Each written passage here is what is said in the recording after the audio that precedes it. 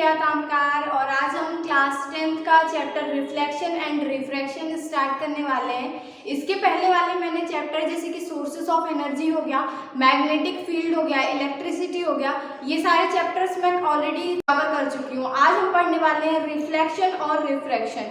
तो बिना time waste किए चलो स्टार्ट करते हैं। तो सबसे पहले हमारे दिमाग में क्वेश्चन अराइज होता है, व्हाट इज रिफ्लेक्शन। रिफ्लेक्शन क्या होता है? देखो, जब कोई भी लाइट किसी सरफेस पे पड़ती है तो सरफेस उसको रिफ्लेक्ट कर देता है और उसी को कहते हैं अपन रिफ्लेक्शन। ठीक है, रिफ्लेक्शन समझ में आ रहा है? जब कोई भी, जैसे ये बल्ब है और ये बल्ब की लाइट मेरे ऊपर पड़ रही है और मेरा ये जो कपड़ा है वो उसको रिफ्लेक्ट कर रहा है। ठीक है, मेरा ये जो कपड़ा है वो उसे रिफ्लेक्ट कर रहा है, तो यहाँ से होगा कि हमारा जो ऑब्जेक्ट है या कोई भी वॉल है, क्लॉथ है, उसको रिफ्लेक्ट कर रहा है। इसी को हम कहते हैं कि लाइट जो है वो रिफ्लेक्ट हो रही है। और रिफ्रैक्शन वर्ड क्या होता है कि लाइट जो है तो वो ऑब्जर्व होती है ना। तो जैसे कि हम एक वॉल ले लेते हैं, देखो यहाँ पे हम एक वॉल ले लेते हैं और कहते हैं कि यहाँ पे एक बल्ब लगा हुआ है। ठीक है, वैसे सूरज दिख रहा है तो हम इसे सूरज ही मान लेते हैं। ठीक है, यहाँ से लाइट आ रही है, ऐसे रेस पड़ेंगी, सूरज दादा है तुम्हारा, उसकी रेस पड़ेंगी। वैसे अपन इंडियंस में भी एक अच्छा टैलेंट होता है ना, अपन किसी के भी साथ अपना एक नया रिलेशन बना लेते हैं। सूरज है तो सूरज हमारे दादा हैं, चांद है तो चंदा वो हमारे मामा हैं। अब आप अपने रिलेशन के बारे में मत सोचने लगना, मैं यहाँ सूरज के रिलेशन को पढ़ा रही हूँ। ठीक है, तो यहाँ पे सन है और इससे एक रे ऑफ लाइट ऐसे जा रही है। यहाँ पे वॉल से क्या होगा कि जो लाइट है ये रिफ्लेक्ट हो जाएगी ना, ऐसे आई लाइट और ऐसे रिफ्लेक्ट हो गई। तो सबसे पहले अपन क्या पढ़ रहे हैं? Reflection of light. तो लाइट क्या होती है? लाइट एक एनर्जी का फॉर्म होती है। Light is a form of energy. तो यहाँ पे लिखा हुआ है light is a form of energy. अब देखो, जैसे कि ये एक बल्ब है, उसकी लाइट हम पे पड़ रही है, तो आप मुझे देख कैसे पा रहे हो? मेरे रूम में लाइट जल रही है और लोग मुझे मेरे रूम पे देख कैसे पा रहे हैं? क्योंकि जो लाइट वहाँ से आ रही है और ये मेरे तक जब मेरे पे पड़ती है तो मेरी जो कपड़े हैं, मेरी बॉडी, उसको रिफ्लेक्ट कर रही है। लाइट क्या हो रही है? रिफ्लेक्ट हो रही है। अपन कोई भी ऑब्जेक्ट को तभी देख पाते हैं जब उस पर जो लाइट पड़ती है वो उस पर रिफ्लेक्ट होती है, और जो रिफ्लेक्टेड लाइट होती है वो हमारी आंखों में पड़ती है, उसे हम देखते हैं और उस ऑब्जेक्ट को हम क्लियरली देख पाते हैं। क्या समझ में आया? जैसे कि आप अभी अपने कमरे पे बैठे हो, आप अपने कमरे के सोफे को या फिर बेड को देख पा रहे हो। क्यों? क्योंकि जो देखो, आपने अपने रूम में लाइट जला रखी है। ठीक है, लाइट जला रखी है, लाइट जो वहां से आ रही है वो पहले आपके सोफे या फिर बेड पे पड़ रही है, फिर सोफा या जो बेड है वो उस लाइट को रिफ्लेक्ट कर रहा है और वो रिफ्लेक्टेड लाइट जो है, रिफ्लेक्टेड रेज जो है वो आपकी आंख में पड़ रही हैं और आप उस काउच को, सोफे को देख पा रहे हो। समझ में आया? फिर ऐसे जब हमारे रूम में लाइट जो है वो बंद रहती है तो हम अंधेरे पे नहीं देख पाते हैं, क्योंकि उन सोफे पे या बेड पे लाइट रेस नहीं पड़ रही होती है, तो वहाँ से रिफ्लेक्ट भी नहीं हो रही होती है और रिफ्लेक्टेड रे हमारी आंख पे नहीं आती तो हम उसे देख नहीं पाते। कोई भी ऑब्जेक्ट को कैसे देख सकते हैं? या तो वो खुद लाइट दे रहा हो, जैसे बल्ब को अपन डायरेक्टली देख रहे हैं क्योंकि वो खुद लाइट जो है वो एमिट कर रहा है ना। कोई भी ऑब्जेक्ट को हम कब देख पाते हैं? या तो वो खुद लाइट एमिट कर रहा हो या तो फिर उससे रेस जो है वो रिफ्लेक्ट हो रही हो। जैसे आप टेबल को, अपने पेन को देख पा रहे हो क्योंकि उसमें जो लाइट वो पड़ रही है वो रिफ्लेक्ट हो रही है, तो आपकी आंखों में क्या पड़ रही है? रिफ्लेक्टेड रेस पड़ रही है और उसके थ्रू आप उस पेन को देख पा रहे हो। समझ में आया ये कॉन्सेप्ट? तो वही यहाँ पे लिखा भी हुआ है, light enables us to see object from which it is coming और from which it is reflected. अपन कैसे देख सकते हैं कोई भी ऑब्जेक्ट को? या तो वो खुद लाइट एमिट कर रहा हो या तो फिर उस पे कोई ऑब्जेक्ट पे पड़ने वाली लाइट जो हो रही हो वो रिफ्लेक्ट हो रही हो, तब हम उस ऑब्जेक्ट को क्लियरली देख पाते हैं। कंफ्यूज हो रहे होगे कि यहाँ एमिट का मतलब क्या है? एमिट का मतलब है जो खुद की लाइट प्रोड्यूस करते हैं, जो खुद लाइट देते हैं ना। तो ल्यूमिनस ऑब्जेक्ट क्या है? जो खुद लाइट एमिट करते हैं, जो खुद लाइट प्रोड्यूस करते हैं। और नॉन ल्यूमिनस ऑब्जेक्ट क्या है? जो खुद लाइट प्रोड्यूस तो नहीं करते लेकिन जो उनमें लाइट पड़ रही होती है उसको वो रिफ्लेक्ट कर देते हैं। क्या करते हैं? नॉन ल्यूमिनस ऑब्जेक्ट क्या होते हैं? जिसके पास खुद की लाइट नहीं होती, वो खुद लाइट एमिट नहीं कर रहे होते लेकिन वो सिंपली रिफ्लेक्ट करते हैं जो उन पे लाइट पड़ रही होती है। तो यही यहाँ पे मैंने डिफाइन लिखी है, luminous object, the object which emit their own light are called luminous object. जैसे कि मैंने बताया था, बल्ब हो गया, टॉर्च हो गया, सन हो गया, वो क्या खुद की लाइट एमिट कर रहे हैं, तो अपन उनको क्या कहेंगे? सन और बल्ब और टॉर्च को वो न्यूमरस ऑब्जेक्ट है। फिर नेक्स्ट है नॉन न्यूमरस object. The object which do not emit light themselves but reflect the light which falls on them are called non-luminous object. Example, chair, table. Non-luminous object क्या होते हैं? जो खुद लाइट एमिट नहीं करते हैं बट सिंपली रिफ्लेक्ट करते हैं, जो उन पे लाइट पड़ रही होती है। एग्जाम्पल जैसे मैंने अभी दिया था, पेन हो गया, कार हो गई, टेबल हो गया, चेयर हो गया, जिनके पास खुद की लाइट नहीं होती लेकिन वो जो उस पर लाइट पड़ती है उसको रिफ्लेक्ट कर रहे होते हैं, उसे अपन नॉन ल्यूमिनस ऑब्जेक्ट कहते हैं। चाहो तो आप डिफाइन कर स्क्रीनशॉट ले सकते हो। नेक्स्ट हम देखते हैं नेचर ऑफ लाइट। जो लाइट है उसका नेचर कैसे होता है। सबसे पहले तो हमें पता होना चाहिए कि जो लाइट होती है वो स्ट्रेट लाइन में ट्रेवल करती है, ठीक है। Light travels in a straight line. Light कैसे में ट्रेवल करती है? लाइट जो है वो स्ट्रेट लाइन में ट्रेवल करती है। फिर नेक्स्ट आता है अपना वेव थ्योरी और पार्टिकल थ्योरी, ठीक है। तो अपन वन बाय वन देखते हैं वेव थ्योरी क्या स्टेट करती है और पार्टिकल थ्योरी क्या स्टेट करती है। So according to wave theory, light consist of electromagnetic waves which do not require a material medium for their propagation। कई लोग को समझ में नहीं आया होगा, बिल्कुल चिंता नहीं करो, मैं यहाँ पे इसीलिए हूँ ताकि आपके कॉन्सेप्ट क्लियर हो सके, मैं आपको चीज़ें अच्छे तरीके से समझा पाऊँ। सबसे पहले देखें क्या बोल रही हूँ, light consist of electromagnetic waves. Electromagnetic waves क्या होती हैं? वैसे तो ये हम लोग डिटेल में क्लास 12th में पढ़ते हैं इलेक्ट्रोमैग्नेटिक वेव्स। वहाँ पे एक स्पेसिफिक चैप्टर होता है इलेक्ट्रोमैग्नेटिक वेव्स के नाम से, चैप्टर 8 होता है। तो यहाँ पे मैं आपको शॉर्ट में बता रही हूँ कि इलेक्ट्रोमैग्नेटिक वेव्स आखिर होती क्या है। ऐसी वेव, अब वेव तो जानते हो कि ऐसे ऐसे जो ट्रेवल करती है वेव होती है, लाइट की भी वेव होती है, साउंड की वेव अपन ने क्लास 9th में पढ़ी है, साउंड जो होता है वो भी वेव के फॉर्म में ट्रेवल करता है। तो इलेक्ट्रोमैग्नेटिक वेव एक वेव होती है जिसमें इलेक्ट्रिक और मैग्नेटिक फील्ड दोनों होती है। अब समझ में नहीं आ रहा होगा, कोई चिंता नहीं करो, बस इतना याद कर लो, जो लाइट होती है वो इलेक्ट्रोमैग्नेटिक वेव्स होती है। और किसी को अगर जानना है कि इलेक्ट्रोमैग्नेटिक वेव्स क्या होती है, तो इलेक्ट्रोमैग्नेटिक वेव वो होती है जिसमें इलेक्ट्रिक और मैग्नेटिक फील्ड दोनों होती है। इलेक्ट्रिक फील्ड भी होती है और मैग्नेटिक फील्ड भी होती है, ठीक है। जैसे इलेक्ट्रोमैग्नेटिक वेव्स कैसे ट्रेवल करेगी, जैसे यहाँ पे साउंड ट्रेवल, इलेक्ट्रोमैग्नेटिक वेव्स ऐसे से ट्रेवल करेगी, तो यहाँ पे ये इलेक्ट्रिक फील्ड होती है और यहाँ पे ये मैग्नेटिक फील्ड होती है, ऐसे होती है, ठीक है। ऊपर इलेक्ट्रिक फील्ड और इलेक्ट्रिक फील्ड और मैग्नेटिक फील्ड इलेक्ट्रोमैग्नेटिक वेव्स में दोनों एक दूसरे के परपेंडिकुलर होती है। इतना अपन को डीप में बिल्कुल नहीं जाना है। अगर जो लोग बहुत ज़्यादा क्यूरियस होते हैं जानने के लिए कि क्या होता है, मैं उनके लिए बता रही हूँ, ठीक है। बस इतना याद कर लो कि जो लाइट है वो एक इलेक्ट्रोमैग्नेटिक वेव है। तो light consist of electromagnetic waves which do not require a material medium for their propagation। Propagation का मतलब क्या होता है? चलने के लिए। जो लाइट है वो कहीं भी चल सकती है ना, वो गैसेस में भी चल सकती है लाइट, लिक्विड में भी चल सकती है। मतलब लिक्विड में भी अपन को लाइट दिखती है ना, सॉलिड तो अपना रूम ही है, वॉल है, उसमें भी अपन को लाइट दिख रही है। तो हम क्या कह सकते हैं कि लाइट जो है उसको किसी भी मीडियम की जरूरत नहीं होती। यहाँ पे जब कोई सॉलिड होगा तो हमारी लाइट को लेके जाएगा तब हमारी लाइट पहुंचेगी, ऐसा नहीं होता है। लाइट को किसी भी मीडियम की ज़रूरत नहीं होती ट्रैवल करने के लिए, लेकिन साउंड को जो होता है उसको ज़रूरत होती है। Sound needs a material medium for their propagation. जैसे कि एयर है तो अपन साउंड बोल रहे हैं तो एयर के थ्रू अपना साउंड जो है वो ट्रांसफर होता था। क्लास 9th में हमने साउंड चैप्टर में पढ़ रखा है ना, एयर के थ्रू जो है वो साउंड वो ट्रेवल करता था। और जैसे वैक्यूम में जब अपन स्पेस में रहते हैं तो अपन को साउंड सुनाई नहीं देता, क्योंकि साउंड जो है उसको मटेरियल मीडियम लगती है। साउंड को क्या लगती है? एक मटेरियल मीडियम लगती है ट्रैवल करने के लिए। तो वैक्यूम में जब स्पेस में तो वहाँ कोई सरफेस नहीं होता, वहाँ कोई गैस नहीं होती, तो वहाँ पे जो एस्ट्रोनॉट वगैरह रहते हैं वो एक दूसरे की आवाज़ नहीं सुन पाते। लेकिन जो आउटर स्पेस में तब भी हम वहाँ पे लाइट देख सकते हैं। क्यों? क्योंकि लाइट को किसी भी एक मटेरियल मीडियम की जरूरत नहीं होती ट्रैवल करने के लिए। तो आई होप ये वेव थ्योरी आप लोग को क्लियर होगी। मैं नेक्स्ट बताती हूँ particle theory. According to particle theory, light is composed of particles which travels in a straight line at very high speed. और स्पीड भी वो कितनी होती है वैक्यूम में? 3 × 10⁸ मीटर पर सेकेंड, ये स्पीड होती है लाइट की, ठीक है। लाइट की स्पीड क्या होती है? 3 × 10⁸ मीटर पर सेकेंड।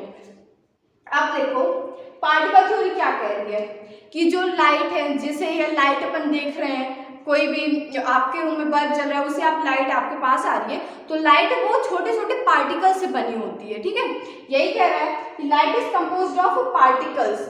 लाइट जो होती है वो पार्टिकल्स की बनी होती है, और वो पार्टिकल्स जो होते हैं वो बहुत ही ज़्यादा तेज स्पीड से ट्रेवल करते हैं। Light is composed of particles which travel in वो स्ट्रेट लाइन में ट्रेवल करते हैं। पहली बात तो स्ट्रेट लाइन में ट्रेवल करते हैं और बहुत ज़्यादा हाई स्पीड से ट्रेवल करते हैं। स्पीड कितनी रहती है? 3 × 10⁸ मीटर पर सेकेंड। अच्छा, जो अपन ने वो देखा होगा कि जो जब थंडरिंग होती है, बारिश होती है और वो बिजली भी कड़कती रहती है, तो अपन को लाइट पहले दिख जाती है और साउंड जो होता है वो बाद में आता है। अब हम पता है हम लोग जब छोटे में तो हम क्या कहते थे, बाहर बिजली चमकती थी तो हम कह रहे भगवान जी हमारे साथ सेल्फी ले रहे हैं, तो हम लोग भी ऐसे पावर बना के करके खड़े हो जाते थे कि चलो आज भगवान जी सेल्फी ले रहे हैं। तो वो सब जाने तो बचपन की बातें हमारी। तो इस पर ध्यान दो कि अब हमने क्या बताया कि जो लाइट की स्पीड है वो साउंड की स्पीड से ज़्यादा होती है ना। लाइट की स्पीड ज़्यादा होती है, जो जब बिजली कड़कती है तो लाइट जो आ रही होती है आसमान से वो जल्दी अपन तक आ जाती है, तो अपन को बिजली जो है वो जल्दी दिख जाती है और उसका साउंड जो है वो हल्का थोड़ा देर बाद सुनाई देता है। ये भी क्लास 9th का कॉन्सेप्ट मैं आपको याद दिला रही थी, वैसे इसका यहाँ पे कोई यूज नहीं होगा, ठीक है। और ये सब बातें मैंने यहाँ पे आपको बता दी है, बट ये exam of point of view से मुझे नहीं लगता और आज तक के पेपर में पूछा भी नहीं गया।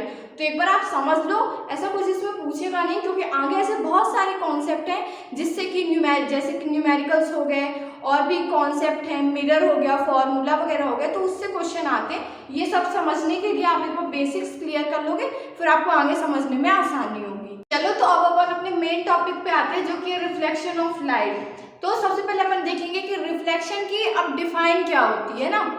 The process of sending back the light rays which falls on the surface of an object is called reflection of light. क्या है? The process of sending back the light rays when it falls on the surface is called reflection of light. क्या कह रहा है? जैसे कि अपना mirror है, क्या है मिरर को अपन ऐसे क्यों बनाते थे? मतलब इसका पॉलिश्ड सरफेस है, मतलब इस साइड से जो लाइट जो है वो रिफ्लेक्ट नहीं हो सकती, इस साइड से हो सकती है। ये प्लेन सरफेस आगे और ये इसको पॉलिश्ड सरफेस को अपन ऐसे लाइन बना देते हैं, ठीक है। जब मिरर में कोई भी लाइट ऐसे फॉल करेगी, ठीक, और वो क्या होगी?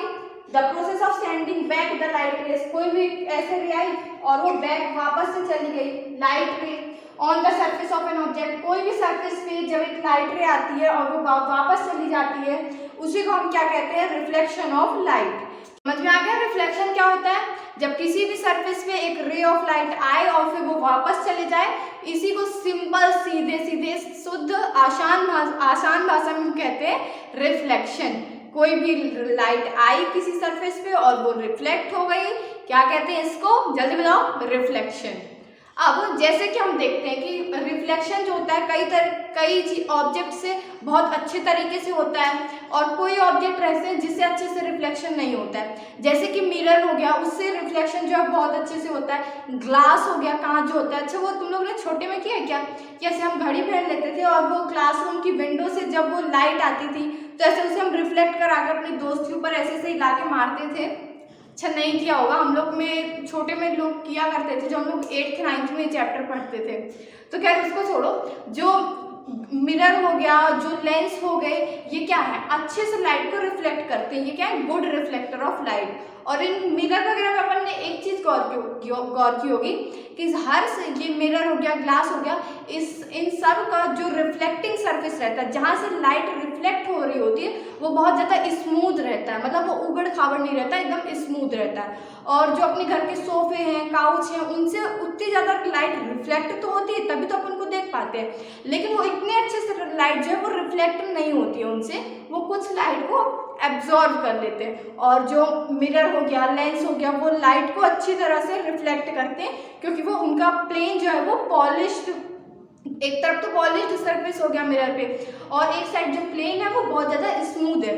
तो वही यहाँ पे लिखा हुआ है, the object having polished shiny surface reflect more light than the object having unpolished dull surface. और जो एक और यहाँ पे फैक्ट है कि जो सिल्वर मेटल होता है, जो चांदी होता है, वो सबसे अच्छा रिफ्लेक्टर होता है लाइट का। मतलब कि जो चांदी है सिल्वर है वो लाइट को सबसे अच्छी तरीके से रिफ्लेक्ट करता है। Reflection of light from plane mirror. Incident ray क्या होती है, रिफ्लेक्टेड रे क्या होती है। देखो जब एक प्लेन मिरर है, यहाँ पे ये यहाँ पे आई होप यहाँ पे विजिबल होगा कैमरे पे, ये एक मिरर है जिसका ये पॉलिश्ड सरफेस है। जब यहाँ पे ये जो रे आ रही है ऐसे और ये रिफ्लेक्ट हो जाएगी ना, हो जाएगी, पता है ना मुझको। तो ये जो ये है, जो रे आ रही है उसको अपन इंसिडेंट रे कहते हैं, और जो मिरर से रिफ्लेक्ट होके जा रही है उसको अपन रिफ्लेक्टेड रे कहते हैं। तो यहाँ पे डिफाइन वही लिखी हुई है, the ray of light which falls on the mirror surface is called incident ray. जो the ray of light which falls on the mirror surface, जो रे ऑफ लाइट फॉल कर रही है मिरर सरफेस में, उसे क्या कहते हैं, इंसिडेंट रे। और रिफ्लेक्टेड रे किसे कहते हैं, the ray of light which is sent back by the mirror is called reflected ray, reflected रे। तो और the ray of light which is sent back, जो रेज रहती हैं, ये रे आई और यहाँ पे मिरर ने उसको सेंड बैक कर दिया, मतलब वापस से भेज दिया, तो जो रे वापस से आ जाती है उसको अपन रिफ्लेक्टेड रे कहते हैं। मैं बता दे रही हूँ जिससे कॉन्सेप्ट आपके क्लियर हो जाए। ये भी आप चाहो तो नोट कर सकते हो, बट एग्जाम में ये बेसिक सी डेफिनेशन नहीं पूछेगा क्योंकि ये 8th का कॉन्सेप्ट है, ठीक है। तो आप इसे समझ लो, बाकी नोट वगैरह करने की कोई जरूरत नहीं है। जहाँ पे नोट करना होगा ये स्टार पॉइंट होंगे, मैं आपको बताती जाऊंगी। Point of incident. Point of incidence क्या होता है, जहाँ पे ये इंसिडेंट रे मिरर को टच करती है, इसको अपन कहते हैं पॉइंट ऑफ इंसिडेंट। और कुछ नहीं होता, इतनी लंबी लंबी डिफाइन लिखी रहती है बट उसका मतलब छोटा सा एकदम रहता है। क्या पॉइंट ऑफ इंसिडेंट क्या होता है, मिरर पे वो पॉइंट जहाँ पे इंसिडेंट रे मिरर को टच कर रहा हो, इंसिडेंट रे टच कर रही हो, है ना। तो ये इंसिडेंट रे है अपनी और ये मिरर यहाँ पे टच कर रही है, तो ये पॉइंट को अपन क्या बोलेंगे, पॉइंट ऑफ इंसिडेंट। तो यहाँ पे वही डिफाइन लिखी हुई है, the point eight which the incident रे fall on the mirror is called point of incident. Normal क्या होता है, जैसे पॉइंट ऑफ इंसिडेंट पता चल गया, इसी पे अपन एक परपेंडिकुलर लाइन बना लेते हैं। परपेंडिकुलर लाइन का मतलब क्या रहता है, परपेंडिकुलर लाइन अपन बना किस पे रहे हैं, पॉइंट ऑफ इंसिडेंट पे, और ये लाइन जो अपन बना रहे हैं ये परपेंडिकुलर किसके हैं, मिरर के। परपेंडिकुलर मतलब कि यहाँ पे ये मिरर के सरफेस के बीच में और ये लाइन के बीच में 90 डिग्री का एंगल। जब 90 डिग्री का एंगल रहता है तो अपन कहते हैं कि वो नॉर्मल है या फिर परपेंडिकुलर है, ठीक है। तो ये लाइन जो मैंने ड्रॉ की है डॉटेड लाइन से, वो मिरर सरफेस के परपेंडिकुलर है, मतलब मिरर सरफेस में और इस लाइन के बीच में कितने डिग्री का एंगल है, 90 डिग्री का। तो अपन डिफाइन लिखेंगे नॉर्मल की, the normal is a line, जो नॉर्मल है वो एक लाइन है at a right angle to the mirror surface at a point of incidence. समझ में आ गया। नॉर्मल क्या है, वो एक लाइन है कहाँ पे, मिरर पे 90 डिग्री पे, और कहाँ पास से, पॉइंट ऑफ इंसिडेंट से। चाहो तो डिफाइन नोट कर सकते हो। वैसे अभी भी नॉर्मल की भी डिफाइन एग्जाम में नहीं पूछने वाला। आप कहोगे कि लोग ये बताते हैं कि ये चीज़ एग्जाम में पूछेगा, बट मैं यहाँ पे ये बता रही हूँ कि यहाँ पे एग्जाम में ये चीज़ें नहीं पूछेगी, क्योंकि जब मैं अपनी क्लास 10th में थी तो मैंने ये सब चीज़ें डिफाइन इतनी ज़्यादा याद की थी और दिमाग में एकदम फ्रस्ट्रेटेड हो जाता है, टेंशन में आ जाता है कि यार इतना बड़ा चैप्टर है। बट अगर बोर्ड एग्जाम की अपन तैयारी कर रहे हैं तो अपन ये चीज़ ध्यान रखें कि वहाँ पे वो सिलेक्टेड टॉपिक से क्वेश्चन आते हैं, तो समझो पूरा, जिससे कि आपके कॉन्सेप्ट क्लियर हो जाए।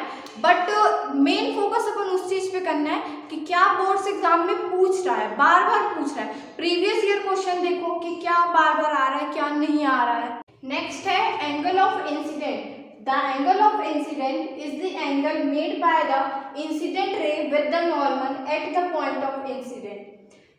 बहुत आसान है, कुछ भी ऐसा कठिन नहीं है। एंगल ऑफ इंसिडेंट बड़ा सा एंगल आ जाएगा, ऐसा कुछ नहीं। देखो इंसिडेंट रे थी और अपना क्या बोल रहा है, ये नॉर्मल अपने, ये अब हमें पता है ये नॉर्मल है और ये इंसिडेंट रे। इसके बीच में जो एंगल रहता है उसे अपन आई से डिनोट करते हैं, किससे, आई से, और इसे अपन कहते हैं angle of incidence. Angle of incident को किससे डिनोट करते हैं, आई से।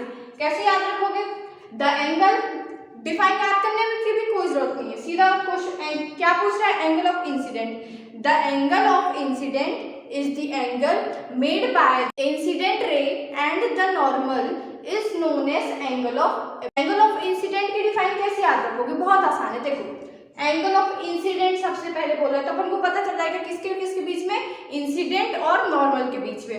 The angle between the incident ray and the normal at the point of incident, इस पॉइंट पे at the point of incidence is called angle of incident. Next है angle of reflection, same वही है। The angle of reflection is the angle made by the reflected ray with the normal at the point of incident. इस बार reflected ray के साथ normal जो angle बना रहा है उसको अपन क्या कहते हैं, एंगल ऑफ रिफ्लेक्शन, और इसे हम आर से डिनोट करते हैं, किससे, आर से। चाहो तो डिफाइन नोट कर सकते हो। अब हमारा नेक्स्ट टॉपिक आता है laws of reflection of light. Reflection of light दो लॉ होते हैं, ठीक है। और इसके पहले, इसको पढ़ाने से पहले जिन लोगों ने लाइक नहीं किया है सबसे पहले फटाफट लाइक ठोको, इसके बाद ही मैं ये टॉपिक पढ़ा रही हूँ। आई होप सब लोगों ने लाइक कर दिया होगा, मेरी इतनी बात सबको ही मानेंगे, ठीक है। तो अपन आते हैं first law of reflection of light. क्या है first law of reflection of light, the incident ray, reflected ray and the normal all lies in the same plane. ऐसा कोई कठिन बात तो नहीं है। द इंसिडेंट रे ये है, और इंसिडेंट रे, रिफ्लेक्टेड रे ये है, the incident ray, reflected ray and the normal, ये हमारा नॉर्मल है, all lies in the same plane. देख रहे हो यहाँ पे कि इंसिडेंट रे भी यही है, रिफ्लेक्टेड रे भी यहाँ पास है और नॉर्मल भी यही है। तो first law of reflection of light क्या है, the incident ray, reflected ray and the normal all lies in the same plane. फिर आता है second law of reflection of light, the angle of reflection is always equal to the angle of incidence. Angle of incidence क्या था हमारा, ये था जिसे अपन आई बोलते थे, और एंगल ऑफ रिफ्लेक्शन क्या था, ये यहाँ ये, और इसे क्या बोलते थे अपन, आर। तो क्या होता है, जब कोई भी एक इंसिडेंट रे मिरर पे फॉल करती है तो वो सेम एंगल से रिफ्लेक्ट होती है, मतलब कि angle of incidence is equal to angle of reflection, ठीक है। तो यही लिखा हुआ है, the angle of reflection is always equal to the angle of incidence. ये दोनों लॉज नोट कर लो, पेपर में लिखने के लिए कभी कभार आ जाता है कि write two laws of reflection of light, तो ये दो लॉज सिंपल एक एक लाइन के कि अपन लिखते हैं, ठीक है। अब हम नेक्स्ट देखते हैं कि रेगुलर और डिफ्यूज रिफ्लेक्शन क्या होता है। देखो, जब हमारा रिफ्लेक्शन कोई प्लेन सरफेस से हो रहा होता है, स्मूथ सरफेस से हो रहा होता है, तो उसे हम कहते हैं कि हमारा रेगुलर रिफ्लेक्शन हो रहा होता है। और जब हमारा रिफ्लेक्शन कोई रफ सरफेस से हो रहा होता है तो उसे हम कहते हैं कि डिफ्यूज रिफ्लेक्शन हो रहा है। तो यहाँ पे मैंने रेगुलर रिफ्लेक्शन की डिफाइन लिखी है, in regular reflection a plane beam of incident light is reflected as the parallel beam in one direction। देखो, जब रेगुलर रिफ्लेक्शन होता है तब क्या होता है कि जो स्मूथ सरफेस रहता है रेगुलर रिफ्लेक्शन में, तो कोई भी बीम ऑफ लाइट आती है तो यहाँ पे रिफ्लेक्टेड एंगल इंसिडेंट एंगल के इक्वल हो जाता है। किसमें, रेगुलर रिफ्लेक्शन में रिफ्लेक्टेड एंगल इंसिडेंट एंगल के इक्वल हो जाता है, क्योंकि यहाँ पे स्मूथ सरफेस है, जो रेज आ रही है वो इक्वल एंगल्स पे आ रही है और इक्वल एंगल से जा रही है, मतलब कि रिफ्लेक्टेड एंगल और इंसिडेंट एंगल ये सभी पैरेलल बीम्स के लिए या फिर रेज के लिए सेम होगा, है ना। फिर नेक्स्ट लिखा है, regular reflection of light occurs from smooth surface like that of a plane mirror. मैंने ऑलरेडी बताया कि जो रेगुलर रिफ्लेक्शन है वो कहाँ से होता है, स्मूथ सरफेस से, जैसे कि प्लेन मिरर। नेक्स्ट है डिफ्यूज रिफ्लेक्शन। डिफ्यूज रिफ्लेक्शन किससे होता है, जब वो रफ सरफेस से, कोई भी रफ सरफेस है, खुरदुरी सरफेस है, उससे जब लाइट रिफ्लेक्ट होती है तो अलग अलग एंगल पे रिफ्लेक्ट होती है, और इसी को हम कहते हैं diffuse reflection. In diffuse reflection a parallel beam of incident light is reflected in different direction. क्या होता है कि ये पैरेलल बीम ऑफ लाइट जो रहती है, जैसे एक ऐसे पैरेलल है, फिर एक ऐसे पैरेलल है, अगर ये पैरेलल भी होती है, जैसे इसे पैरेलल बना देती हूँ, ये एकदम ऐसे पैरेलल होती, ये दो लाइन पैरेलल है एकदम, और तब भी ये जो रिफ्लेक्टेड रे रहेगी अपनी वो अलग अलग डायरेक्शन पे जाएगी। इस पे देखोगे ये कुछ ऐसी जा रही है और इस पे देखोगे कुछ ज़्यादा ही बेंड होके जा रही है। तो जो डिफ्यूज रिफ्लेक्शन होता है उसमें पैरेलल रेज तो आती है लेकिन वो डिफरेंट डायरेक्शन में डिफ्यूज हो जाती है। रेगुलर रिफ्लेक्शन में क्या होता है कि वो जैसे पैरेलल रेज आती है वैसे पैरेलली रिफ्लेक्ट भी होती है ना। फिर नेक्स्ट है the diffuse reflection of light takes place from rough surface like chair. अब डिफ्यूज रिफ्लेक्शन होता कहाँ से? रफ सरफेस से, जैसे चेयर हो गई, टेबल हो गई, चौक वगैरह हो गई, ये सब इनके रफ सरफेस रहते हैं। और जो मिरर हो गया उसका एकदम स्मूथ सरफेस रहता है, तो मिरर से रेगुलर रिफ्लेक्शन होता है, और चेयर वगैरह हो गई इससे डिफ्यूज रिफ्लेक्शन होता है। क्लियर हो गया इतना? अब यहाँ पे एक क्वेश्चन गिवन है, what happens when a ray of light is normal bracket में perpendicular on the surface of a mirror. क्या होगा जब एक रे ऑफ लाइट परपेंडिकुलर हो किस पे? मिरर पे। जैसे यहाँ पे ये मिरर है और कोई एक रे ऑफ लाइट आ रही है जैसे परपेंडिकुलर है, ठीक है, तो इस केस में क्या होगा? तो आंसर देखते हैं। When a ray of light is incident normally on the mirror is reflected back along the same path. क्या कह रहा है कि जब कोई एक रे ऑफ लाइट नॉर्मल रहेगी किस पे? मिरर पे, तो जिस पाथ से वो आई थी वो उसी पे रिफ्लेक्ट हो जाएगी। रिफ्लेक्ट हो रही है, उस जिस पाथ से आ रही है उसी पाथ से रिफ्लेक्ट हो जाएगी। ऐसा क्यों? क्योंकि इस केस में because angle of incident and reflection is zero. जो एंगल ऑफ इंसिडेंट अपना क्या होता था? यहाँ पे मेरे मार्कर की एनर्जी खत्म हो रही है, धीरे धीरे मेरी एनर्जी भी लॉस हो रही है, लेकिन आप लोगों ने अभी तक वीडियो को लाइक नहीं किया। सबसे पहले वीडियो को लाइक करो। देखो यहाँ पे क्या होता था, ये अपना मिरर होता था और ये ऐसे परपेंडिकुलर हम ड्रॉ करते थे ना, परपेंडिकुलर ड्रॉ करते थे। ये इंसिडेंट रे आती थी और ये रिफ्लेक्टेड रे हो जाती थी। तो यहाँ पे क्या रहता था? इंसिडेंट रे कुछ एंगल बना रही होती थी जिसके साथ? नॉर्मल के साथ, और उतना ही एंगल फिर बन रहा होता था रिफ्लेक्टेड रे और नॉर्मल के बीच में। लेकिन यहाँ पे जो इंसिडेंट रे है वो नॉर्मल आ रही है। कैसे आ रही है? नॉर्मल मतलब कि 90 डिग्री के एंगल पे आ रही है। तो उसके भी 90 डिग्री के एंगल पे जब ये रे 90 डिग्री के एंगल पे हो जाएगी तो नॉर्मल के साथ उसका कितना एंगल रहेगा? 0 डिग्री, क्योंकि नॉर्मल तो ऑलरेडी 90 डिग्री पे है और नॉर्मल से कोई रे आ रही है, अपन ऐसा मान सकते हैं ना। तो when a ray of light is incident normally on a mirror is reflected back along the same path because the angle of incident and reflected are zero। अब हम देखते हैं कि ऑब्जेक्ट और इमेज क्या होता है। वैसे बताने वाला तो टॉपिक नहीं है, सब लोग समझते हैं, बट फिर भी मैं इसको एक्सप्लेन कर रही हूँ। वैसे मैं ये सोच नहीं रही हूँ कि मेरी क्लास में या फिर अभी मेरे से कोई ऐसा बच्चा भी पढ़ रहा है जिसे ऑब्जेक्ट और इमेज नहीं पता है, बट आपको नहीं पता है कोई टेंशन की बात नहीं है। मुझे भी नहीं पता होता था, मैं भी कंफ्यूज हो जाती थी। टेंशन लेने की बात नहीं है, मैं बता रही हूँ, ठीक है। ऑब्जेक्ट क्या होता है? जैसे मैं खड़ी हूँ, मैं एक ऑब्जेक्ट हूँ, आपके पास एक बॉल है वो एक ऑब्जेक्ट है, आपके पास फोन है आपका वो एक ऑब्जेक्ट है। तो कोई भी ऐसी चीज जो हम देख रहे हैं वो सब चीज ऑब्जेक्ट है, ठीक है। अब आप ये नहीं कहना कि आप मुझे स्क्रीन पे देख रहे हो तो स्क्रीन के अंदर वाली चीज ऑब्जेक्ट है, वो नहीं। ऑब्जेक्ट क्या है? जिसका कोई पर्टिकुलर मास वगैरह हम कह सकते हैं, ठीक है। तो ऑब्जेक्ट की डिफाइन क्या है? एनीथिंग विच गिव लाइट और reflect the light is called object. कोई भी ऐसी चीज जो लाइट या तो दे रहा हो, जैसे कि बल्ब हो गया, या तो लाइट रिफ्लेक्ट कर रहा हो। हम सब क्या कर रहे हैं? हम सब लाइट को रिफ्लेक्ट कर रहे हैं, और एक जो सन है और जो बल्ब है वो लाइट को दे रहा है। So anything which gives light और simply reflect the light which falls on it is called object. फिर इमेज क्या होती है? जैसे हम शीशे के सामने खड़े हैं, तो शीशे के सामने कौन खड़ा है? हम खड़े हैं, तो हम क्या है? एक ऑब्जेक्ट है, और शीशे पे मिरर पे क्या बन रही है? हमारी इमेज बन रही है।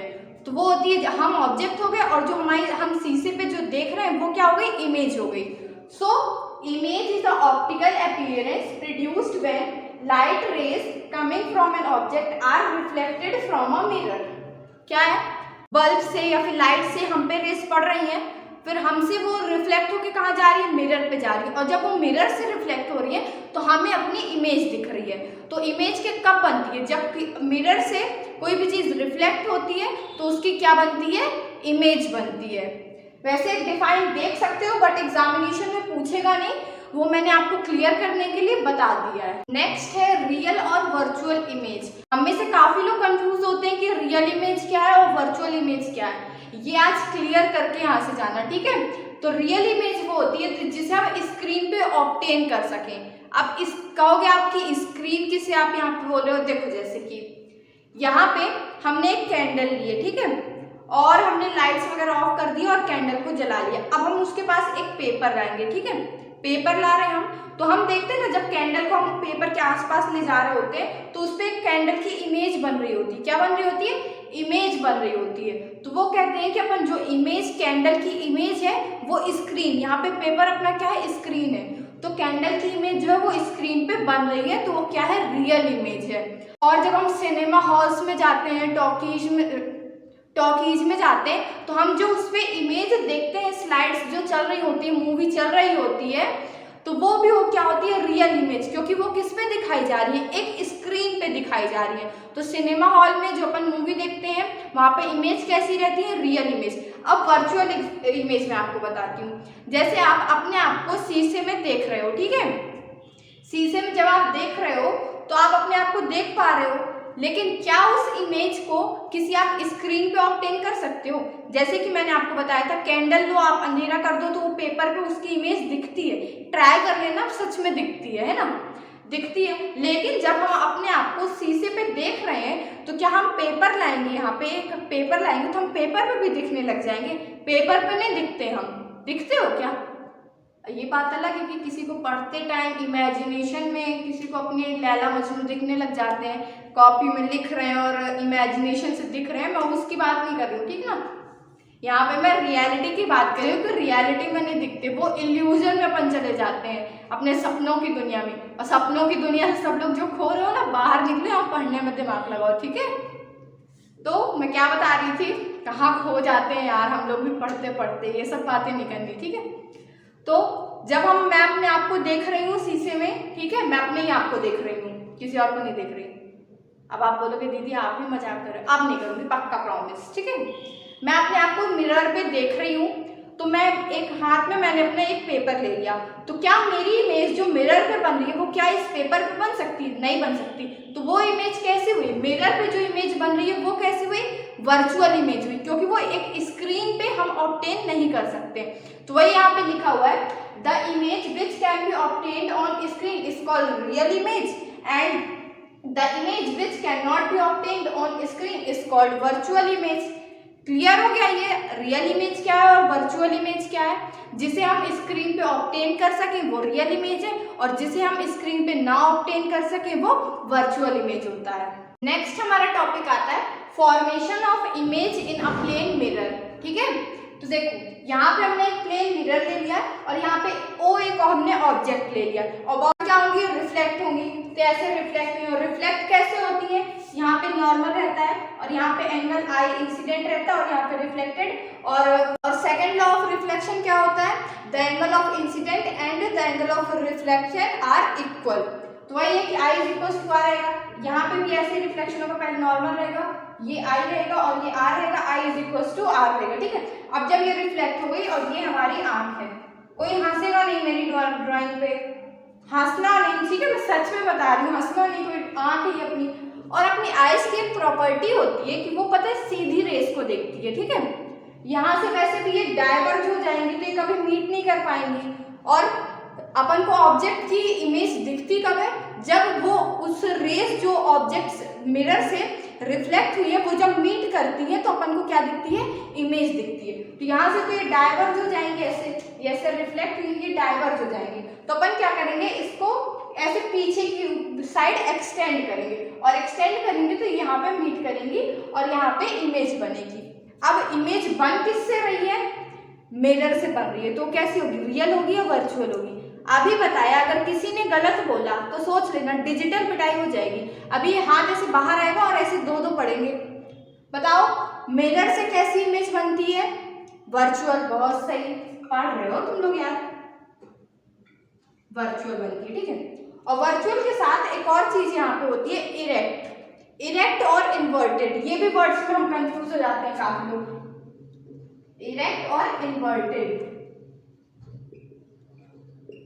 देखो इरेक्ट का मतलब है कि हम सीधे खड़े हैं, तो मिरर में हम मान लो सीधे खड़े हैं तो क्या तुम मिरर में उल्टे दिखने लगते हैं? हम ऐसे नहीं होते, उल्टे सीधे नहीं दिखते, सीधे ही दिखते हैं। तो हम क्या कहेंगे कि मिरर में हम कैसे दिखते हैं, इरेक्ट दिखते हैं। मतलब अगर हम सीधे खड़े थे तो सीधे दिखेंगे, और अगर हम मोगली जैसे वो पेड़ में उल्टे लटके रहेंगे और वहां पे मिरर लगा दिया जाएगा तो हम उल्टे मिरर में कैसे दिखेंगे, उल्टे दिखेंगे। मतलब कि यहाँ पे कहने का सेंस है कि अब ये मत बोलना कि मोगली उल्टा दिख रहा है तो वो इन्वर्टेड हो जाएगा, ये नहीं होता।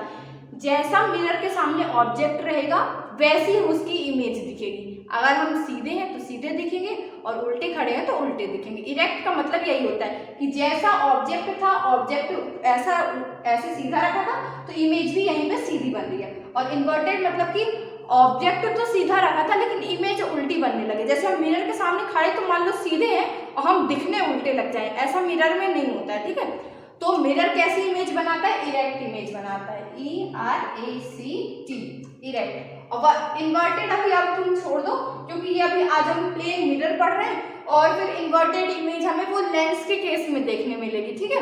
तो इन्वर्टेड के बारे में अभी अपन को चिंता नहीं करनी, आज अपन प्लेन मिरर का कॉन्सेप्ट पढ़ रहे हैं। तो जो मिरर होता है वो इरेक्ट इमेज बनाता है। कैसी? जैसे मिरर के सामने खड़ा रहेगा कोई ऑब्जेक्ट वैसे ही जस्ट वो दिखेगा, ठीक है, उसे अपन कहते हैं इरेक्ट। नेक्स्ट टॉपिक है हमारा formation of image of N extended object. जब कोई एक ऑब्जेक्ट लंबा सा है, कोई बड़ा सा है, उसकी इमेज अपन प्लेन मिरर पे कैसे बनेगी, है ना। तो देखो ये प्लेन मिरर मैंने ले लिया है, वही जिसमें आप रोज अपना ये खूबसूरत सा चेहरा देखते हो वही ये प्लेन मिरर है, ठीक है। और ये एक्सटेंडेड ऑब्जेक्ट है, इसे अपन ए भी कह देते हैं, ठीक। यहाँ से यहाँ तक ये कोई ऑब्जेक्ट है। अब इससे रेस एक तो 90 डिग्री पे जा रही है, परपेंडिकुलर नॉर्मली पे जा रही है। तो अपन को पता है कि इंसिडेंट एंगल और रिफ्लेक्टेड एंगल इस केस में 0 हो जाता है, तो वो वैसे ही वापस जैसी आई थी वैसे चली गई। और यहाँ पे नीचे से भी ऐसे होगा, जैसी आई थी वैसी चली गई। अब सेकंड केस में यहाँ पे कोई एंगल पे जो रे है वो कोई एंगल पे आ रही है, ठीक है। और यहाँ से रिफ्लेक्ट कैसे होती है अपन को पता है, यहाँ पे नॉर्मल होगा और यहाँ पे इंसिडेंट एंगल होगा और यहाँ पे रिफ्लेक्टेड एंगल होगा और ऐसे रिफ्लेक्ट हो जाएगी। यहाँ पे सेम केस, कोई रे आ रही है किसी एंगल पे और यहाँ से नॉर्मल रहेगा और फिर यहाँ पे इंसिडेंट रहेगा और यहाँ पे रिफ्लेक्टेड एंगल रहेगा और ये रिफ्लेक्ट हो जाएगी। I=R दोनों केस में फॉलो होगा क्या? एंगल I = एंगल R, ठीक है। ये सेकेंड लॉ ऑफ रिफ्रैक्शन है, रिफ्रैक्शन नहीं। अब देखो हमारी आंख क्या करती है, सीधी रेस को देखती है ना। अब यहाँ पे रेस तो ये कभी मिल नहीं सकती है ना, ये भी ऐसे पैरेलल चल जाएगी, ये भी ऐसे पैरेलल चल जाएगी, तो रेस मिल नहीं सकती। तो क्या होगा, हम इस रेस को, ये जो वापस चली गई थी, इसको एक्सटेंड करेंगे दोनों को और इनको पीछे एक्सटेंड करेंगे तो यहाँ पे ये मीट करेंगी, ठीक है। ये मीट करेंगी और फिर यहाँ पे A' B' ये इमेज बन जाएगी। क्या हो जाएगी? A' B' इमेज बन जाएगी। समझ में आया? ये सेकेंड लॉ ऑफ रिफ्लेक्शन है। एंगल I=R रहता है जो कि यहाँ फॉलो होगा। ये रे आई 90 डिग्री पे था, एंगल ऑफ रिफ्लेक्शन और एंगल ऑफ इंसिडेंट 0 था, तो ये वापस वैसे ही चली गई ये दो। फिर ये कोई एंगल पे आई और रिफ्लेक्ट हो गई, जो कि जितने एंगल पे आएगी उतने एंगल पे रिफ्लेक्ट हो जाएगी। ये भी ऐसे ही जितने एंगल पे आएगी उतने एंगल पे रिफ्लेक्ट हो जाएगी, ये ऐसा, ये रिफ्लेक्ट हो जाएगी। अब ये दो रेस यहाँ पे मीट नहीं कर सकती, इसलिए अपन को पीछे में एक्सटेंड करना पड़ेगा।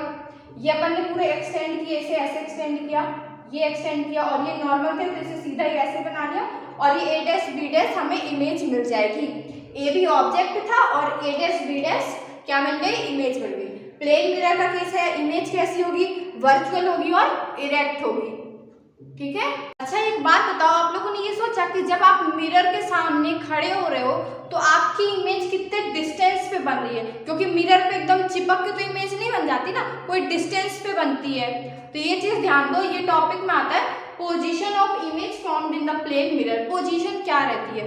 जैसे कि आप मिरर से 5 सेंटीमीटर की दूरी पे खड़े हो तो जो आपकी इमेज बनेगी वो मिरर से 5 सेंटीमीटर बिहाइंड, मतलब मिरर के अंदर 5 सेंटीमीटर पे बनेगी। समझ में आ रहा है? एक चीज देखो, जैसे कि ये मिरर है हमारा और यहाँ पे आप खड़े हो और आप अपना खूबसूरत, और यहाँ पे आप खड़े हो और आप अपना खूबसूरत सा चेहरा इस मिरर पे देख रहे हो, अपना ही चेहरा देखना भाई, ठीक है। और आप कितने सेंटीमीटर दूर खड़े हो? 5 सेंटीमीटर। तो आपकी जो इमेज बनेगी वो मिरर से 5 सेंटीमीटर बियॉन्ड बनेगी, ठीक है। अगर आप 5 सेंटीमीटर मिरर से दूर हो तो जो आपकी इमेज रहेगी वो भी 5 सेंटीमीटर दूर रहेगी। और अगर यहाँ पे आपसे पूछ ले कि आपकी, मतलब कि आप क्या हो? ऑब्जेक्ट हो और ये क्या है? इमेज है। ये क्या है? ऑब्जेक्ट है और ये क्या है? इमेज है। तो इमेज और ऑब्जेक्ट के बीच में कितना डिस्टेंस है? तो यहाँ पे 5 में लिख के आओगे। इमेज और ऑब्जेक्ट के बीच में कितना डिस्टेंस है? 5 + 5 10। ये क्वेश्चन आ जाता है 1 मार्क्स में, ठीक है। तो यहाँ पे अगर हम ध्यान देना कि कोई प्लेन मिरर है जिसपे आप अपना खूबसूरत सा चेहरा देख रहे हो, तो अगर उस पे ऑब्जेक्ट और इमेज का डिस्टेंस पूछेगा तो ये टोटल होगा। ऑब्जेक्ट अगर 5 सेंटीमीटर दूर है मिरर से तो इमेज भी रहेगी वो 5 सेंटीमीटर दूर रहेगी किससे? मिरर से। और ऑब्जेक्ट और इमेज के बीच में जो डिस्टेंस रहेगा वो कितना रहेगा? 10 सेंटीमीटर। और अगर पूछेगा कि ऑब्जेक्ट और मिरर के बीच में डिस्टेंस क्या है तो हो सकता है क्वेश्चन में गिवन हो, ठीक है, तो वो हो जाएगा। और अगर हमसे पूछ ले कि इमेज और मिरर के बीच में डिस्टेंस क्या है, तो जितना डिस्टेंस ऑब्जेक्ट और मिरर के बीच में रहेगा उतना ही डिस्टेंस इमेज और मिरर के बीच में रहेगा। समझ में आ गया? नेक्स्ट टॉपिक आता है लेटरल इन्वर्जन। अब कई लोगों को लग रहा होगा कि इतनी बड़ी तो पहले डिफाइन ही लिखी है, आधे लोग को यही देख के चक्कर आने लगा होगा। चिंता मत करो, मैं किस लिए खड़ी हूँ, मैं इसीलिए यहाँ पे हूँ ना कि आपको इतनी बड़ी लैंग्वेजेस में जो लिख देता है इसको शॉर्टकट में एकदम स्वीट एंड क्रिस्प में समझा सकूँ चीज़ों को, है ना। तो देखो सबसे पहले जब अपन मिरर के सामने खड़े होते हैं, इंग्लिश छोड़ दो, सीधा हिंदी पे कॉन्सेप्ट को समझो, डिफाइन एक बार में बन जाएगी। जब हम मान लो यहाँ पे मेरा मिरर लगा हुआ है, ठीक है, मैं मिरर पे अपने ऐसे ये वाला हैंड, ये वाला मेरा कौन सा हैंड है? ये मेरा लेफ्ट हैंड है, ठीक है। हाय हाय, हाँ ये मेरा लेफ्ट हैंड है। हाय कर लो यार, इतनी बेइज्जती भी मत किया करो। हाय करो, हाय। जब यहाँ पे मिरर है, मैंने अपना लेफ्ट हैंड ऊपर किया है। अब यहाँ पे जो मेरी इमेज रहेगी वो डायरेक्ट सीधी दिखेगी। जो मेरी इमेज है वो भी ये वाला हाथ ऊपर करेगी। अब यहाँ पे मेरी इमेज आ गई, ठीक है। यहाँ पे जब मैं यहाँ पे खड़ी थी तो मैं अपने यहाँ पास वाला हाथ ऊपर कर रही थी, लेफ्ट हैंड, और जो मेरी इमेज बनेगी यहाँ पे वो कौन सा हाथ ऊपर करके दिखाएगी? ये वाला। और ये वाला हाथ मेरा कौन सा है? राइट हैंड, जिसमें मैंने वॉच पहन रखी है। आप गौर करो, देखो यहाँ पे मैं खड़ी हूँ, मिरर है, मैं अपना लेफ्ट हैंड ऊपर कर रही हूँ। जिसको लेफ्ट समझ नहीं आ रहा वो ये देख लो कि जिसमें मैंने वॉच नहीं पहन रखी है, ठीक है। मैंने ये हाथ ऊपर किया, अब मेरी यहाँ पे इमेज, अब यहाँ पे मेरी इमेज बनी है। अब इमेज या यही वाला हाथ ऊपर करेगी ना, ये वाला हाथ इमेज ऊपर करेगी, तो यहाँ पे अपन को देखो, ये तो सबको पता है ना कि इमेज सीधी दिखती है, जो हम हाथ ऊपर करते हैं तो वही हाथ ऊपर दिखता है। यहाँ पे मैंने ये वाला लेफ्ट हैंड जिसमें वॉच नहीं पहनी थी वो वाला हाथ ऊपर किया था। अब यहाँ पे जो हाथ, यहाँ पे जो इमेज बनेगी उसका ये वाला हाथ ऊपर दिखेगा। कौन सा हाथ है? ये वाला हाथ मेरा राइट हैंड है। तो यही है कि जब अपन मिरर में देखते हैं ना, तो अपन अगर लेफ्ट हैंड ऊपर कर रहे हैं तो जो इमेज होगी उसका रियल में राइट हैंड ऊपर हो रहा होगा, ठीक है।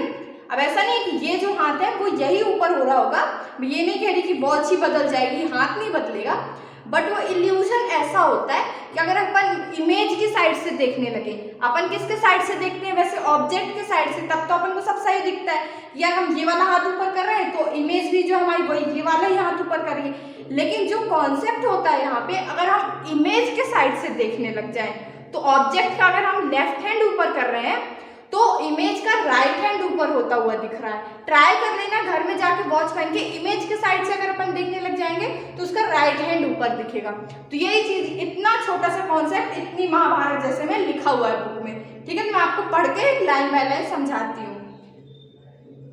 When an object is placed in front of a plane mirror, आप सबसे पहले जाके आप एक ऑब्जेक्ट हो और प्लेन मिरर के सामने जाके खड़े हो जाओ, ठीक है।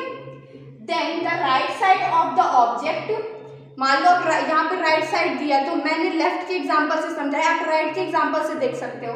The right side of the object appears, real में नहीं होता, appears to become the left side of the image.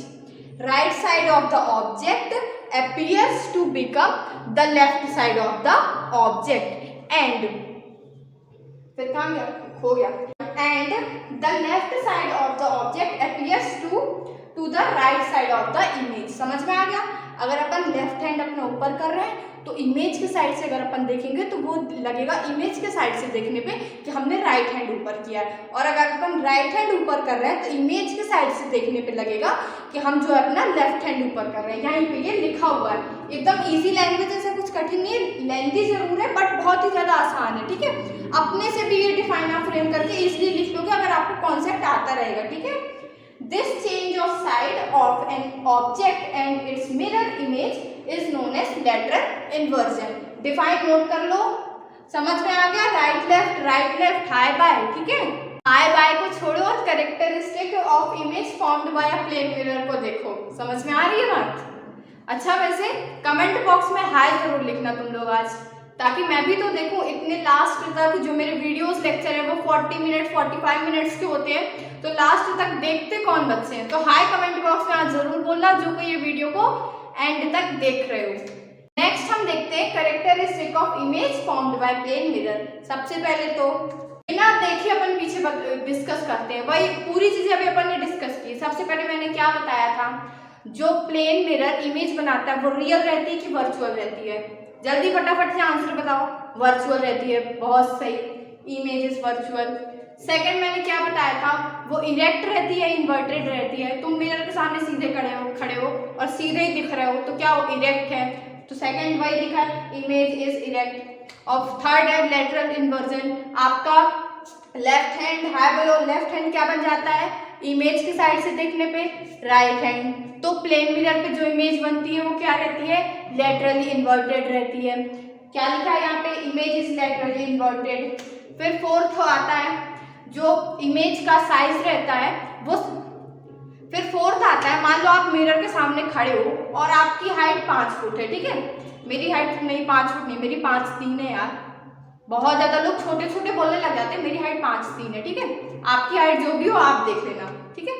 तो आपकी हाइट है मान लो 5 फुट है, आप मिरर के सामने खड़े हो, तो मिरर आपको किस साइज का दिखाता है? सेम साइज का दिखाता है। ऐसा तो नहीं करता जो इंसान एकदम लंबा सा इतना, उसको छोटा सा बना दे, और जो इतना छोटा इंसान नहीं होता, इतना होता है तो उसको इतना लंबा बना दे, ऐसा नहीं करता। तो मिरर कैसी इमेज बनाता है? Same size as object. जो साइज ऑब्जेक्ट का रहता है, अगर ऑब्जेक्ट इतना छोटा है तो इमेज भी इतनी छोटी बनेगी। फोर्थ वही लिखा हुआ है, image size is same as that of object. फिर आप फिफ्थ पॉइंट आता है कि आप जितने डिस्टेंस से दूर मिरर से खड़े हो उतनी ही दूर आपकी इमेज भी बनती है। कहाँ से? मिरर से उतनी दूर आपकी इमेज भी बनती है। तो वही लिखा हुआ है, image distance from the mirror is same as the distance between object and mirror. पांचों पॉइंट समझ में आ गए? पूरे पहले मैंने एक्सप्लेन कर दिए थे, एक बार मैंने दोबारा भी बता दिया है, ठीक है। नेक्स्ट है uses of plane mirror. Plane mirror के यूजेस क्या होते हैं? सबसे पहले तो एक यूजेस सबको पता है, अपने इस खूबसूरत चेहरे को देखने के लिए हम यूज करते हैं। अब किसी का खूबसूरत चेहरा नहीं है तो हम कुछ नहीं कर सकते, हम लोग जैसे भगवान शक्ल ना दे किसी को, बोलना नहीं चाहिए। तो पहला क्या है, used in dressing table. Dressing table जो होती है उस पर मिरर लगा हुआ होता है, अपन उस पर अपना, हम बदसूरत क्यों कहें अपने आप, हम खूबसूरत ही कहेंगे, हम उसमें अपना खूबसूरत सा चेहरा देखने के लिए प्लेन मिरर को यूज करते हैं। सेकंड है ज्वेलरी शॉप वगैरह रहती हैं, जहाँ पे गर्ल्स या लेडीज ज्वेलरी वगैरह लेती है तो उनको ट्राई करने के लिए वो यूज करती हैं, प्लेन मिरर पर देख के वो ट्राई करती हैं, तो सेकंड वहाँ पे यूज होता है। और कई शॉपकीपर्स जो होते हैं वो एकदम वॉल के साइज का मिरर लगा लेते हैं अपनी दीवारों पे, ताकि उनकी जो छोटी दुकान रहती है वो मिरर से रिफ्लेक्ट होगी और एकदम बड़ी दिखने लग जाएगी, मिरर के अंदर भी पूरा वो रिफ्लेक्ट होगी। तो ना, तो ये भी अपन यूज बोल सकते हैं कि many shopkeepers use big size of mirror in their shop so that their shop will look bigger in size, ठीक है। सेकंड हो गया। थर्ड है, they are fixed at blind turns of road. जैसे जो रोड के एकदम शार्प मोड़ रहते हैं वहां पे भी प्लेन मिरर दोनों साइड लगाया रहता है, ऐसे एंगल पे सेट करके लगाते हैं ताकि वहां से जो आ रहा है उसको यहाँ से आने वाले का, यहाँ से जो कार आ रही है उसके बारे में दिख सके और एक्सीडेंट होने से बच सके, ठीक है। अब यहाँ पे एक क्वेश्चन गिवन है, a incident ray makes an angle of 35 degree with the surface of a plane mirror, what is the angle of reflection. Question को पहले ध्यान से पढ़ो, वीडियो को पॉज करो, पहले खुद से ट्राई करोगे फिर आंसर देखोगे, ठीक है। मैं इसको समझा रही हूँ, वीडियो पॉज नहीं किए ना तुम लोग, वीडियो को पॉज करो अभी, पहले सॉल्व करो फिर आंसर मैच करना, ठीक है। देखो यहाँ पे क्या कह रहा है, एक प्लेन मिरर है और फिर यहाँ पे एक इंसिडेंट रे आ रही है और वो कितने डिग्री एंगल बना रही है, 35 डिग्री। काफी लोगों ने ये चीज गलत किया होगा, ये इंसिडेंट रे ऐसे आ रही है और ये ऐसे रिफ्लेक्ट हो रही है, ठीक है। अब और यहाँ पे क्या रहता है, अपना नॉर्मल रहता है। काफी लोगों ने इसको 35 डिग्री ले लिया होगा, लेकिन यहाँ पे 35 डिग्री ये एंगल नहीं गिवन है। क्या गिवन है? Makes an angle of 35 degree with the surface of plane mirror. Surface of plane mirror, अगर यहाँ पे अपन को कहता कि incident ray makes an angle of 35 degree with normal, तो ये वाला एंगल गिवन होता, लेकिन यहाँ पे क्या कह रहा है? सरफेस ऑफ मिरर से। सरफेस ऑफ मिरर क्या है? ये सरफेस ऑफ मिरर से कितने डिग्री का एंगल बना रहा है? 35 डिग्री का। ये जो ये एंगल है अपना, ये 35 डिग्री है, और हमें पता है कि जो नॉर्मल से ये पूरा एंगल होगा ये 90 होगा, तो 90 माइनस 35 डिग्री करेंगे तो कितना आ जाएगा? ये आ जाएगा 55 डिग्री। तो ये अपना इंसिडेंट एंगल कितने का है? 55 डिग्री का। और पता है कि incident angle is equals to reflected angle होता है। तो यहाँ पे पूछ क्या रहा था? Angle of reflection. So angle of reflection is equals to 55 degree. समझ में आ गया ये क्वेश्चन? छोटी छोटी चीजें ध्यान दे के किया करो, इसी तरह में मार्क्स अपने कट होते जाते हैं और अपन कहते हैं कि मेरे कॉन्सेप्ट तो यार क्लियर थे, लेकिन अपनी छोटी छोटी मिस्टेक्स के कारण एग्जाम्स में मार्क्स कम होते हैं। तो ये छोटी छोटी मिस्टेक्स को अवॉइड करो, पढ़ाई में मन लगाओ, ठीक है? तो दैट्स ऑल, आज के लिए इतना ही। मुझे लगता है मेरे साथ आपको पढ़ाई करने में अच्छा लगा होगा, आपके कॉन्सेप्ट क्लियर हुए होंगे। हमने मस्ती के साथ आज इस लेक्चर 1 में, पार्ट 1 में छोटे छोटे से कॉन्सेप्ट को बड़े आसान तरीके से समझा है। तो आई होप आपको मेरे साथ पढ़ाई करने में मजा आया होगा, आपके कॉन्सेप्ट क्लियर हो गए होंगे, और जो भी कॉन्सेप्ट थोड़ा बहुत रह गया है, आपको समझ में जो चीजें नहीं आई है, तो आप कमेंट बॉक्स में कमेंट कर सकते हो, ठीक है? मैं डेफिनेटली आपके कमेंट्स का रिप्लाई दूंगी और आपकी प्रॉब्लम